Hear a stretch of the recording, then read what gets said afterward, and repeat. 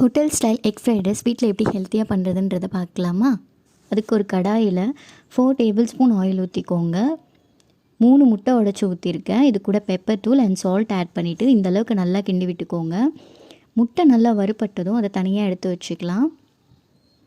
இப்போ அதே கடாயில் ஒரு 4 டேபிள் ஸ்பூன் ஆயில் ஊற்றிட்டு நறுக்கின பூண்டு அண்ட் ஒரு வெங்காயத்தை நீல வாக்கில் கட் பண்ணி வச்சுருக்கேன். அதையும் ஆட் பண்ணிவிட்டு வெங்காயம் இந்தளவுக்கு வதங்கினதுக்கப்புறமா கேரட், பீன்ஸ், கேப்சிகம், கோஸ் இது எல்லாமே தேவையான அளவுக்கு எடுத்துக்கோங்க.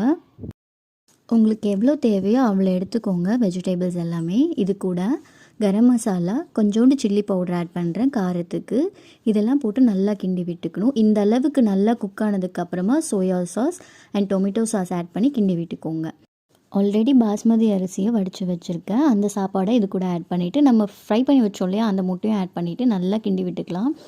இப்போது பெப்பர் அண்ட் சால்ட் இதுவுமே காரத்துக்கு ஏற்ற மாதிரி ஆட் பண்ணிவிட்டு கொஞ்சம் நல்லா உடையாமல் கிண்டி விட்டுக்கோங்க. அவ்வளோதான், ரெடி ஆகிடுச்சு சூப்பர்வான hotel style egg fried rice. Try பண்ணி பார்த்துட்டு எப்படி இருக்குன்னு சொல்லுங்கள். அண்ட் தேங்க்யூ ஃபார் வாட்சிங். பாய்.